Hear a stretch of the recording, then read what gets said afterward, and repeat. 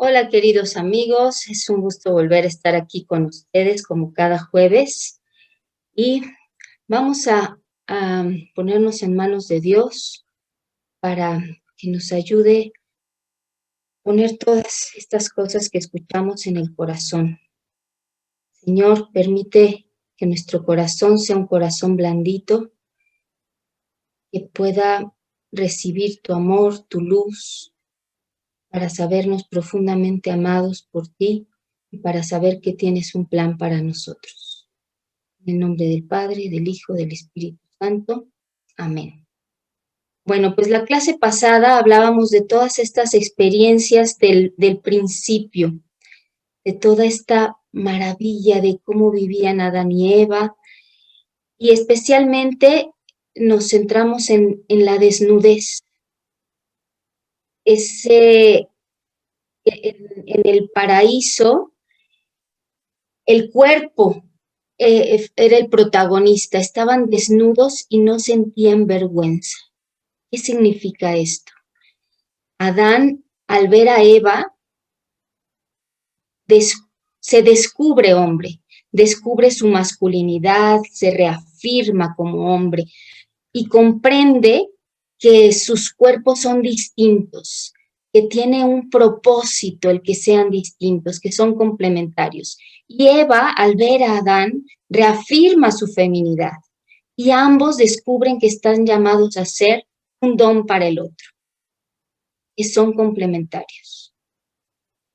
Y Dios nos ama profundamente y nos creó y nos pensó de esta manera para que pudiéramos entregarnos sinceramente a los demás y nos hizo hombre y mujer. Estas dos formas de ser persona, estas dos formas de existir. Y si entendemos este plan de Dios y abrazamos esta feminidad o esta masculinidad, nos va a llevar a encontrar la plenitud y el sentido de vida. Nos va a llevar a encontrarnos a nosotros mismos y todo eso que anhela nuestro corazón. Esta desnudez del principio nos habla de la pureza de mirada. Ya hablábamos la clase pasada de Nono, cómo vio a Pelaya con esa pureza. Y nos damos cuenta que hoy ya no estamos en el paraíso. Sentimos vergüenza y esta vergüenza es buena. Si yo descubro que mi cuerpo es sagrado, lo guardo, lo protejo de la mirada de alguien que en lugar de amarme quiere usarme o quiere poseerme. Lo resguardo para entregarlo a alguien que lo valore, que reconozca en mí un don que viene de Dios. Esto es importantísimo. Resguardar el amor. El pudor es una palabra que hoy en día está en desuso. Es una palabra que muchos jóvenes ya no entienden, pero justo el pudor me ayuda a custodiar mi cuerpo. Es un escudo protector contra el peligro de ser usados. ¿Por qué creen que la palabra pudor les suena a muchos jóvenes como una palabra que usaban las abuelitas?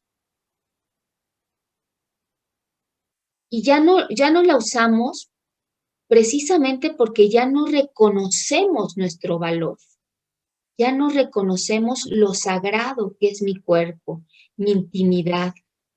Estamos viviendo verdaderamente una tragedia, porque muchos jóvenes están degradándose a ser objetos de placer, objetos de placer. Por eso es tan importante el saber quién soy. Y la palabra de Dios en el Génesis nos invita a recuperar la manera de mirar a los demás con esa pureza, a ver la belleza de nuestra humanidad, el don de nuestra sexualidad. Y por eso es tan importante entender qué significa ser persona. Tenemos que reconocer nuestra dignidad, tenemos que saber que la única actitud adecuada para referirnos a la persona es reverencia, es amor. Somos un misterio. Somos un misterio hasta para nosotros mismos. Y necesitamos empezar a trabajar para aprender a contemplar nuestra propia humanidad. Necesitamos tener esa mirada de cómo nos ve Dios para poder ir alcanzando esa estatura a la que estamos llamados, para ir alcanzando el llegar a ser eso que ve Dios en mí. Y esto es perfeccionarnos, ¿no? Pero no con soberbia, sino con la confianza de que Dios nos ayuda a acercarnos a la persona que Él pensó que fuéramos. Desde toda la eternidad, Él pensó algo para nosotros. Con toda esa grandeza, con toda esa dignidad. Y el amor de Dios es justo lo que nos ayuda a alcanzar esto. Somos preciosos a sus ojos. Y en las relaciones entre nosotros mismos también podemos encontrar esto. Cuando yo amo a mi hija, por ejemplo, y veo en ella todo su potencial y veo todo lo que puede llegar a ser, ella responde a ese amor siendo cada vez mejor. ¿Sí se dan cuenta que es como una dinámica del amor? Y este perfeccionamiento del que hablamos no es cada vez tener más conocimientos, ser cada vez más educado, tener más cultura, ser más exitoso en mi profesión. No, este perfeccionamiento está relacionado directamente con el amor. Que vayamos aprendiendo a amar cada vez más y mejor, dice Tomás Melendo. Aprendiendo a ser un don para los demás, como este cuadro de la Virgen, en donde la Virgen, a pesar de que acababa de recibir el anuncio de que sería la Madre de Dios, ella está dispuesta a servir. No lo piensa. Cuando se entera de que su prima está embarazada, inmediatamente corre a ayudarla. Entonces estamos llamados a crecer en el amor, a ser un don para los demás. Y hablábamos de la creación de ser hechos como hombre o como mujer, esta sexualidad que Dios nos dio. Y precisamente en este ser hombre y mujer, habla de quiénes somos, de quién eres tú. Cada célula de tu cuerpo está marcado con un XX para la mujer y un XY para el hombre. Y nos habla de todo lo que te hace ser tú mismo con todas tus dimensiones. Es evidente que tus características físicas te hablan de que eres hombre o te hablan de que eres mujer, pero también tus dimensiones psicológicas, tus dimensiones espirituales te hablan de quién eres. Y Dios precisamente quiere que integremos todas estas dimensiones para que seamos felices. Si tratamos de desintegrarlas, lo que pasa es que empezamos a destruirnos, perdemos nuestro sentido de vida y estamos de alguna manera en contra de lo que somos. Por eso vemos hoy en día tanta depresión, tantos excesos, tanta frustración, porque estamos desmembrándonos. Y solo entregando estas dimensiones a Dios, Él las ordena. Como en este cuadro. Fíjense qué precioso es el beso de Klimt. Y es una pareja con toda la feminidad. Vean el vestido de ella, lleno de formas orgánicas, redondas, que hablan de la vida, de esa fecundidad, y el manto de él con estas estructuras habla de todo ese mundo interior del hombre que está estructurado, que está llamado a ser fuerte, a ser cabeza. Y vean cómo esta pareja está rodeada de un halo dorado. Este es el ambiente de Dios, la nube de Dios, Dios que ordena el amor y nos muestra cuál es el camino y nos revela quiénes somos a sus ojos y nos ayuda a crecer el amor. Y vamos aprendiendo a amar, a construir relaciones duraderas, fructíferas. Y si yo entiendo que soy un regalo para los demás, que Dios me hizo para comunicar su amor, empieza a ser más fácil permanecer, más fácil sostener el amor, entregar, perdonar. En resumen, empezamos a amar verdaderamente. Y vean cómo esta pareja, les digo, está contenida por este halo dorado. Pero también vean cómo los pies de la mujer se están saliendo de ese halo dorado y están al borde de un precipicio. Podemos ver cómo dentro de ese halo está cimentado en tierra firme, en tierra fructífera. Vemos toda esta base de flores, de plantas, de esta enredadera dorada que sale de ella, que habla de ese amor fructífero. Vemos que cuando se sale de esta dimensión, podemos caer en peligro, ponemos en peligro el amor. Bueno, este cuadro podemos meditarlo muchísimo, tiene muchísimo simbolismo. Después, más adelante, podremos ir analizando otros aspectos. Entonces, Dios conoce nuestros anhelos, conoce ese deseo de amar y de ser amados, ese deseo de ser felices. Y Él puso en nuestro corazón este anhelo. ¿Y qué necesitamos? Pues llamarlo. Necesitamos de Él para que nos enseñe el verdadero significado, para que todas estas dimensiones de las que hablamos se interconecten y no se separen. Pero primero que nada, tenemos que conocerlas, tenemos que saber quiénes somos para luego poder integrarnos. En Corintios, la Escritura nos dice, ¿no saben que son templos del Espíritu Santo que habita en ustedes? ¿Quiénes somos? Templos del Espíritu Santo. Esto lo tenemos que poner en nuestro corazón y meditarlo muchísimo. ¿Qué significa ser templos del Espíritu Santo? El Papa Juan Pablo II, en la Catequesis 19 de la Teología del Cuerpo, nos dice, en la historia del hombre, es la inocencia originaria la que inicia esta participación y es también fuente de la felicidad originaria.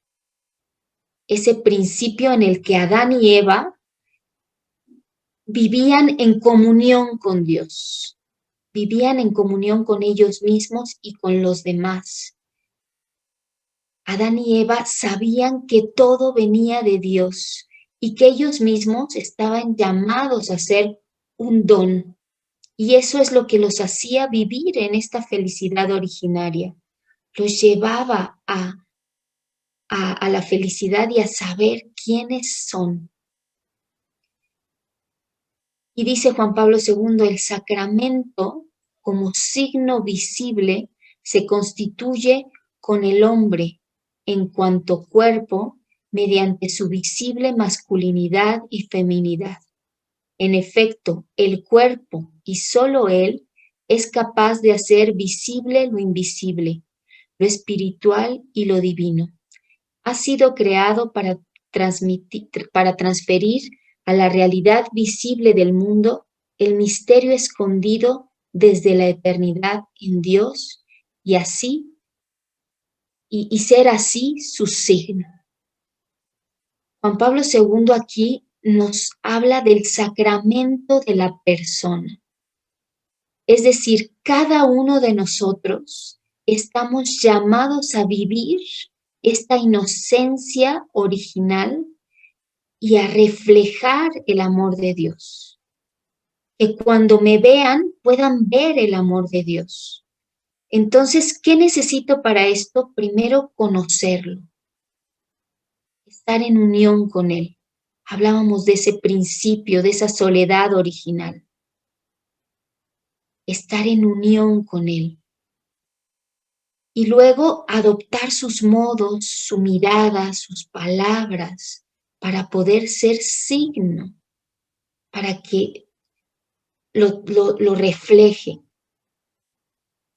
Toda la teología del cuerpo, las 129 audiencias de los miércoles que Juan Pablo II dio por 5 años, es para que descubramos cómo fuimos creados en el principio. ¿Qué significa que hemos sido creados a imagen y semejanza de Dios? ¿Cuál es el propósito de ser hombre y mujer? Y fuimos diseñados para transparentar el amor de Dios. Somos templo del Espíritu Santo, imagen y semejanza.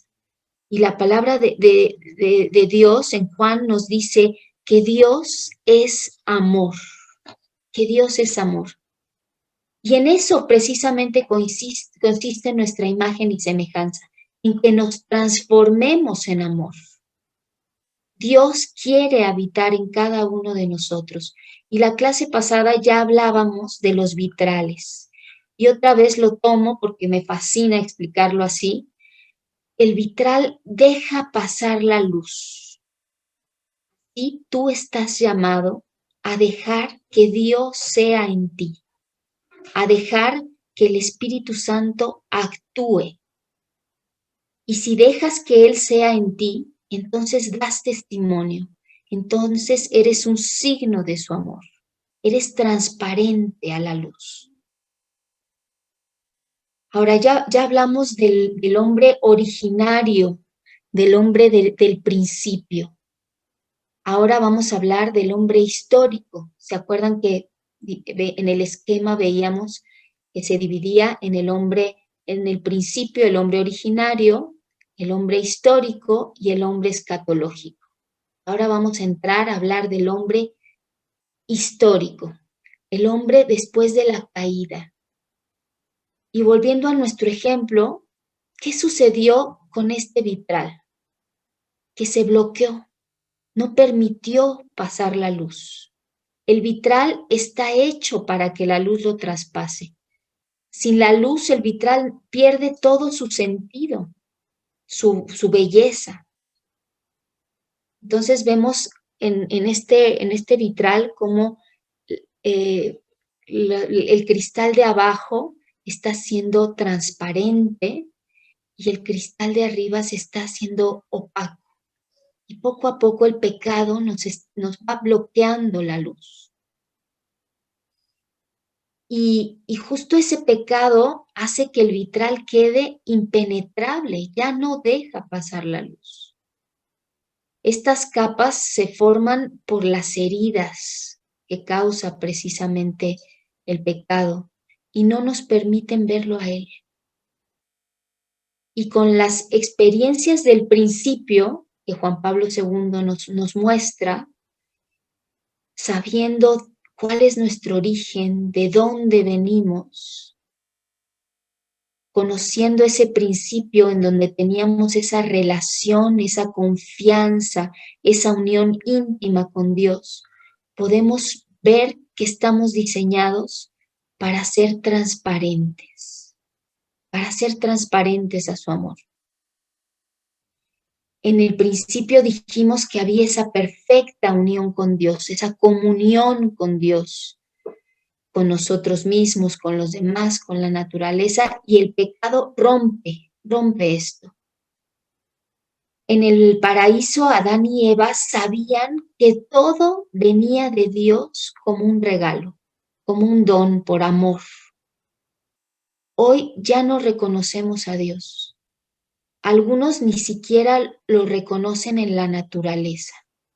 ¿Cómo es posible que al ver un atardecer, al contemplar el cielo, al ver la majestuosidad de una noche estrellada, no piensen que hay un creador que nos ama? Pues Dios se quiere revelar en toda la creación. En todo está su sello, un sello que nos dice que nos ama. Y la corona de la creación es el ser humano. Él nos pensó para que al contemplar a cada persona lo pudiéramos ver a Él. Estamos llamados a ser un signo. Por eso el Papa Juan Pablo II habla de sacramento de la persona, signo que nos revela a Dios. Y por eso Dios puso en nuestro corazón ese deseo de amar y de ser amados, para que aprendamos a amar y lo reflejemos.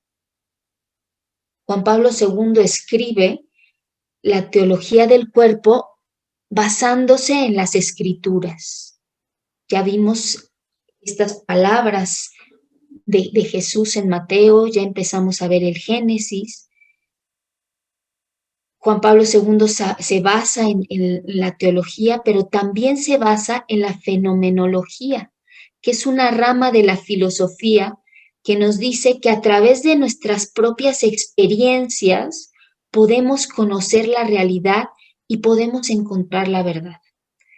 A través de las experiencias es como nos podemos dar cuenta de este llamado a amar, y que en la medida en la que seamos capaces de entregarnos, que seamos capaces de ser don para los demás, podemos alcanzar la felicidad que tanto anhelamos.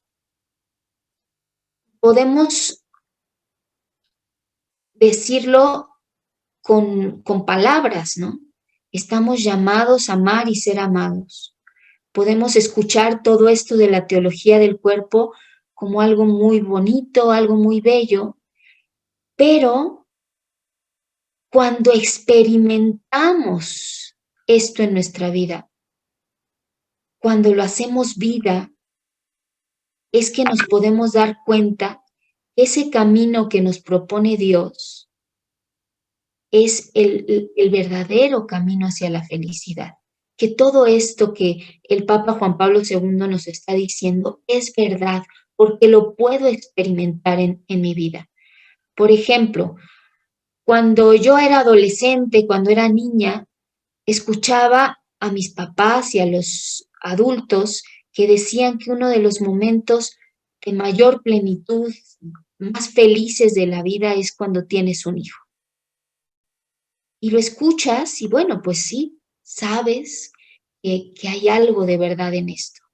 Pero cuando yo tuve a mis hijas, cuando vi por primera vez sus ojitos, sus manitas perfectas, cuando pude contemplar el milagro en mi vida, cuando las he acompañado en cada etapa, cuando las vi caminar por primera vez, hablar, cuando las he visto crecer, cuando contemplo todo lo que he aprendido de ellas, la bendición que son en nuestras vidas.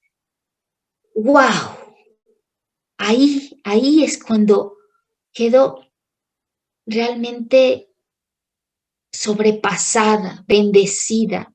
Nadie podría explicar con palabras lo que cada mamá ha vivido con la maternidad. Es la experiencia la que nos hace descubrir esa maravilla de la maternidad, la maravilla del amor. Y entonces sentimos plenitud, sentimos el gozo y te das cuenta del don tan grande. Te das cuenta de cuánto nos ama Dios y nos da la capacidad de participar en su creación. Y es la experiencia de la maternidad que me hace ver el milagro de la vida y me señala el origen. Me habla de un Dios, de su bondad, de la confianza que tiene en mí, que me confía un hijo. Y también me habla de quién soy para él, su hija amadísima. Y también me habla de mi sentido de vida, de mi llamado a reflejarlo, a ser un don para ese hijo que él me ha dado. Con este ejemplo concreto descubrimos que estamos hechos para amar y que siempre podemos amar más y el amor va creciendo. Pero el mundo nos dice todo lo contrario, ¿no? Nos dice que para alcanzar la felicidad pienses en ti mismo. Y todo esto de la teología del cuerpo nos puede sonar muy bonito, ¿no? Pero busquen en su vida, en sus experiencias personales, en su historia, y van a darse cuenta que cuando se han atrevido a amar, cuando se han atrevido a darlo todo, es cuando han experimentado alegría, felicidad, plenitud. Los invito en esta sesión a que en esta semana piensen cuáles han sido los momentos más significativos de su vida. ¿Qué momentos te han dado más felicidad y plenitud? Tal vez cuando perdoné de corazón a mi hermano y nos dimos un abrazo muy fuerte. Tal vez cuando fui de misiones y pude platicar con una familia que estaba en una situación muy difícil y descubrí que mis palabras y mi acompañamiento lograron consolar.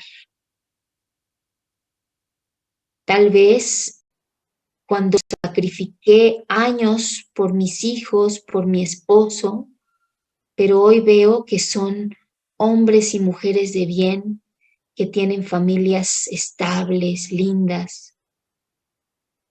Tal vez ese momento significativo fue cuando mi esposo se quedó sin trabajo y toda la familia nos pudimos apretar el cinturón y apoyamos y juntos salimos adelante. Tal vez ese momento significativo está siendo ahora, frente a la enfermedad, cuando damos consuelo, compañía y nos sentimos felices de poder servir, o cuando se va un ser querido y no nos arrepentimos de no haber dado todo el amor que pudimos. Esas experiencias son de las que hablo, porque nos permiten experimentar un gozo que perdura, que no es fugaz, que nos habla de quiénes somos y que nos habla de nuestra vocación fundamental, que es la vocación al amor.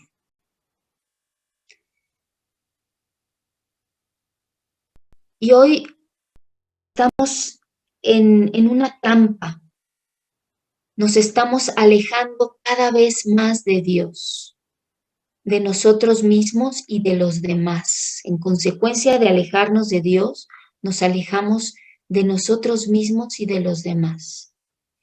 Y fíjense, preparando esta clase, puse en internet qué experiencias de la vida dan más felicidad. ¿Y qué creen que encontré? Puras recomendaciones de viajes a lugares paradisíacos, ¿no? Y ser feliz es algo que todos anhelamos, pero a veces pensamos que esa felicidad solo la alcanzaremos cuando tengamos la casa perfecta, cuando podamos viajar a donde queramos, cuando estén resueltos todos nuestros problemas económicos. Y hay muchos estudios que demuestran que la gente con este estilo de vida no es feliz, porque la felicidad se debe distinguir del placer, de la diversión, de la alegría fugaz. La felicidad es algo estable, algo que perdura, algo que nos da plenitud, sentido de vida y que nos lleva a experimentar paz. Es como cuando tienes hambre y tomas algo con azúcar, ¿no? Ese shot de azúcar te da, por supuesto, mucha energía en el momento, pero luego da un bajón y por supuesto que sienten más hambre que antes. Entonces tenemos que aprender a distinguir, a buscar la felicidad en este camino que Juan Pablo II nos propone. También todo el mundo hoy habla de la calidad de vida, de bienestar, y vemos cómo la tecnología nos está solucionando la vida para concentrarnos en lo placentero y dejar que todo lo demás se resuelva inmediatamente, ¿no? Ya no necesitamos ir al banco, ya pedimos el súper en línea, el internet resuelve cualquier duda y esto nos lleva a buscar cada día más la comodidad. Estamos conectados todo el tiempo, estamos viviendo en este mundo online y buscamos mejorar cada vez más nuestras vidas. Estamos en este círculo vicioso en el que por estar en esta búsqueda del bienestar, de la comodidad, solo producimos, consumimos y esta producción y consumismo es para buscar el placer en las experiencias. Y todo esto nos lleva a centrarnos en el placer, nos lleva a centrarnos en nosotros mismos y nos aleja de un proyecto de vida que nos lleve a crecer como personas, que nos lleve a aprender a amar cada vez más.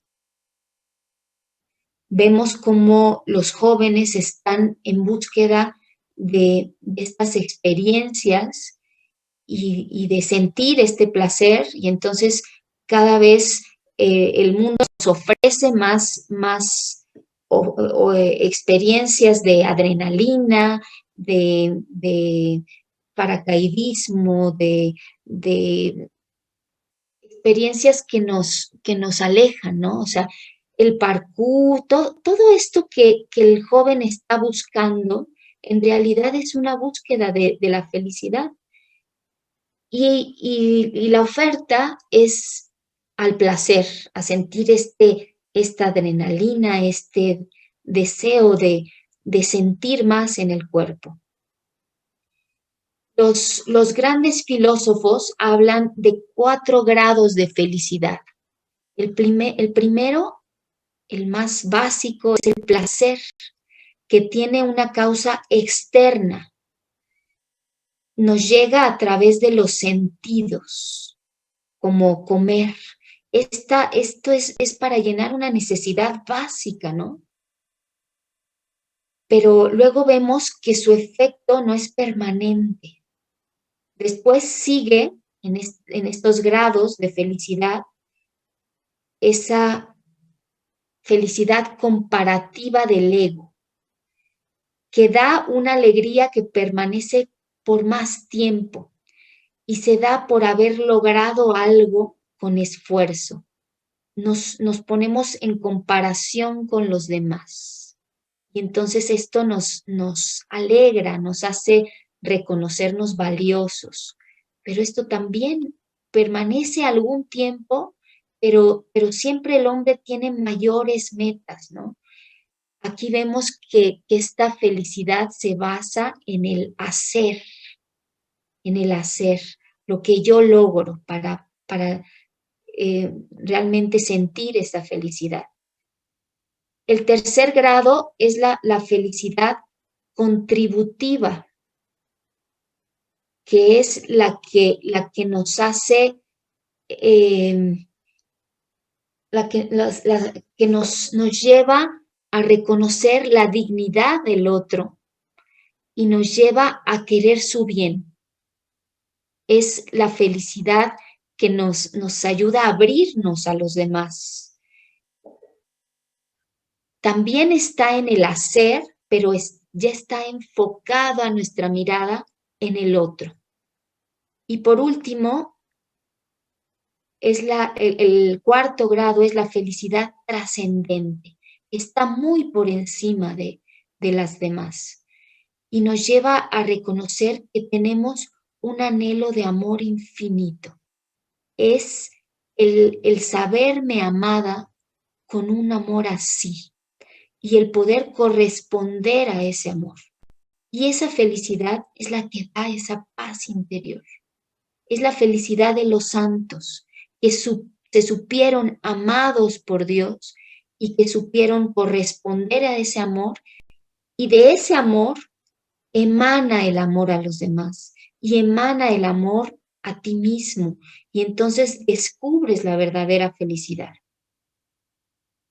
Entonces ya vimos en las primeras clases que el utilitarismo, el materialismo, el hedonismo nos dicen que la felicidad es sentir placer y ausencia de dolor.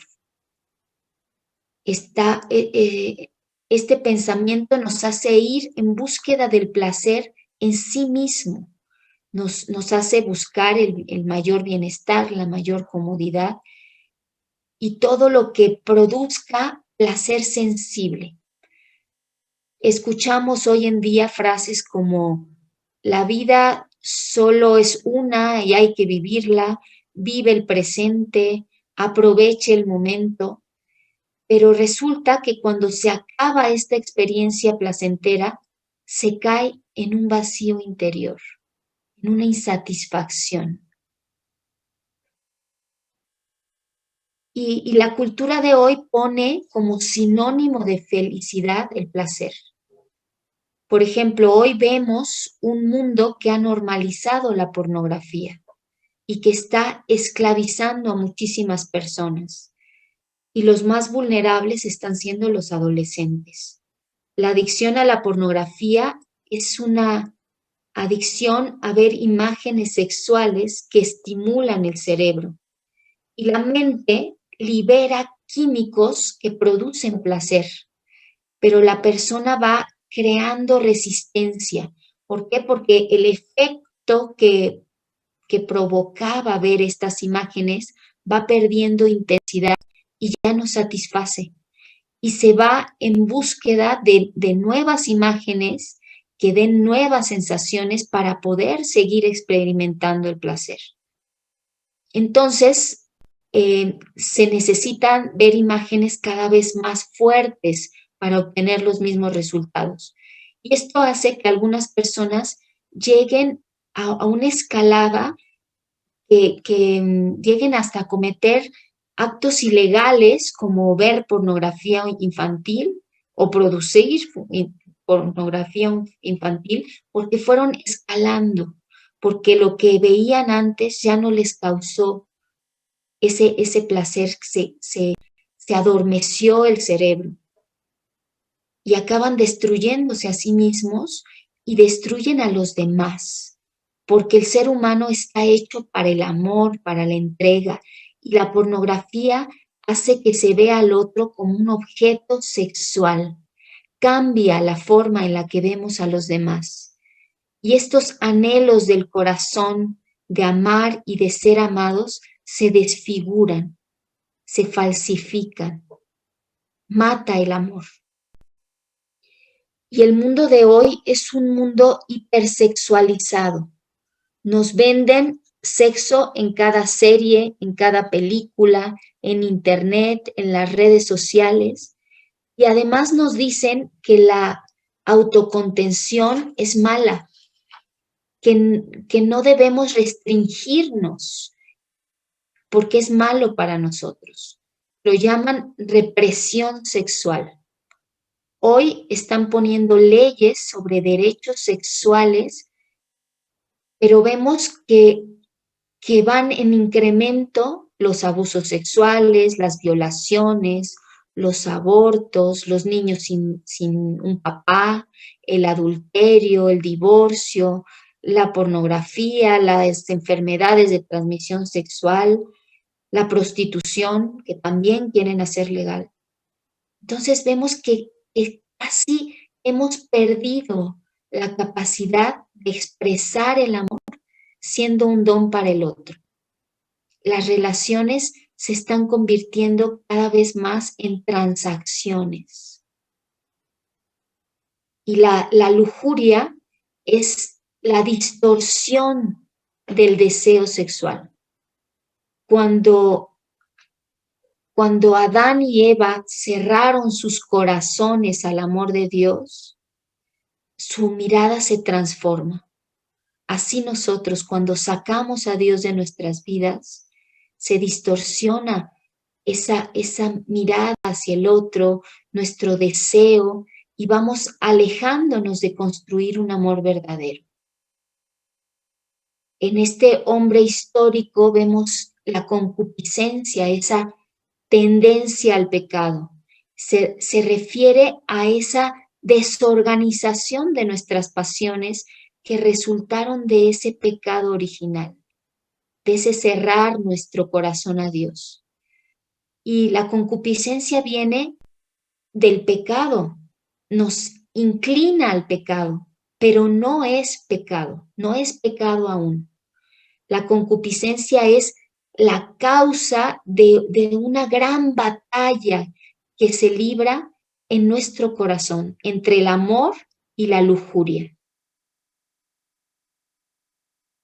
Y el hombre está hecho para Dios, para el infinito, y jamás va a poder saciar ese anhelo de amor infinito con este tipo de amor que nos vende el mundo.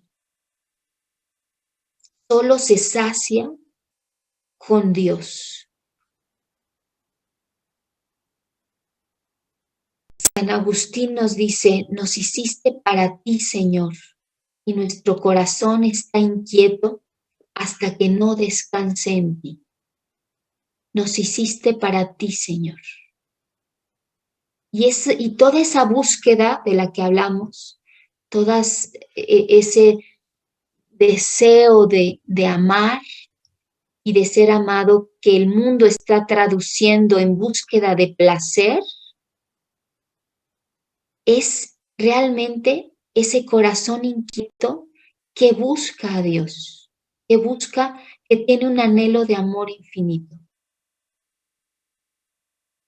Entonces, para encontrar la felicidad, lo primero que debemos saber es dónde podemos encontrarla. Y la teología del cuerpo nos dice que la encontramos en la entrega sincera de nosotros mismos a los demás. ¿Qué necesitamos para entregarnos de este modo? Necesitamos dejar el egoísmo, los resentimientos, la envidia. Necesitamos buscar con todas nuestras fuerzas el bien de la persona amada y no concentrarnos en lo que yo siento, sino con la mirada puesta en el otro, pero sobre todo con la mirada puesta en Cristo, con la mirada puesta en Dios. En Gaudium et Spes nos dice, Cristo manifiesta plenamente el hombre al propio hombre y le manifiesta su vocación suprema. O sea, Cristo nos revela quiénes somos. Dios mismo se hace hombre para enseñarnos a amar, para que sepamos qué significa ser persona. Entonces, como ya dijimos, lo primero es experimentar el amor de Dios. Hablábamos de esa soledad del principio. Y Él nos va a hacer que descubrirlo en los demás. Recuerden esas experiencias en su vida en donde han sido verdaderamente felices. La palabra recordar es una palabra hermosísima que viene del latín, que significa volver, regresar, y cordis, que significa corazón. Ir de nuevo al corazón, regresar al corazón, volver a dar el corazón. Y es justo a lo que nos invita Jesús, a recordar de dónde venimos, a regresar al origen y ponerlo en nuestro corazón, a recuperar ese corazón puro, esa inocencia originaria. Y la memoria puede mantener vivo en nuestro corazón que venimos de Dios y nos marca ese camino de regreso. Y Jesús nos dice por qué no podemos volver al principio. ¿Recuerdan qué les dice a los fariseos? Por la dureza de tu corazón. Por la dureza de tu corazón. Estamos en el hombre histórico, en el que el corazón se volvió duro porque no contemplamos el rostro de Jesús. Pero Él está ahí como en este cuadro, queriendo recuperarnos. Cuando experimento el sentirme amada y capaz de amar, me doy cuenta de que es posible este amor. Cuando recuerdo esos momentos felices, es un eco en el que Dios me dice cuál es mi vocación, cuál es mi destino. Y la teología del cuerpo propone precisamente este camino para ser feliz, para descubrir quién soy, y cuando lo experimento, recuerdo, lo pongo en el corazón. Pero esto implica una tarea, implica aprender a amar, implica a poner al otro siempre en primer lugar. Y estamos llamados a desarrollar amistades largas, íntimas, que sean un reflejo de la verdadera y definitiva amistad con Cristo. Que yo sea otro Cristo para mi amigo, para mi amiga. Estamos llamados a tener noviazgos que sean esa preparación al amor, al matrimonio, que nos lleven a una profunda comunicación, que nos lleven a saber que el otro es un don que viene de Dios. Y tenemos que volver a esa soledad del principio. Tenemos que experimentarla y sabernos hijos. Tener primero esa relación con Dios que sustenta nuestra relación con los demás y que nos lleva a esa unidad. Y para poder encontrar lo que buscamos, tenemos que entender cuáles son nuestros miedos más grandes. Y uno de ellos precisamente es la soledad. Fíjense, le tenemos miedo a estar solos. ¿Por qué? Pues porque estamos llamados a la comunión. Dios es comunión de amor, es entrega total. Y fuimos creados a imagen y semejanza de Dios. Y es por eso que tenemos miedo a estar solos. Esa soledad en la que nos encontramos vacíos, ¿no? Pero en estas experiencias del principio, Juan Pablo II nos dice, no le tengan miedo a la soledad. Al contrario, en esa soledad es en la que te encuentras con Dios. Y otro de nuestros miedos más grandes es la tristeza. Es darnos cuenta de que estamos llamados a esa comunión, de que estamos llamados a ser un don para el otro, amar y ser amados, pero no logramos esa comunión. O sea, tenemos ese anhelo de darnos y de ser recibidos, ese anhelo de una entrega total. Eso está en nuestro corazón. Así hemos sido creados. lo que buscamos es amar como Dios nos ama. Y por eso tanta depresión. Y por eso en este hombre histórico que estamos viendo, estamos dándonos cuenta de cuánta necesidad de descubrir todo esto que nos dice el Papa Juan Pablo II. Porque el mundo vive en un vacío existencial, en un vacío de amor, que lo lleva a todas estas realidades de las que hablamos hoy, a esta búsqueda del placer, a esta vida sin sentido en la pornografía, en el hacer de nuestro cuerpo un uso, un objeto. Entonces, pues yo los invito en esta semana a que pensemos en estos miedos que tenemos a la soledad y a la tristeza, en que pensemos en estas experiencias que nos han hecho descubrir la felicidad, en esta felicidad que permanece.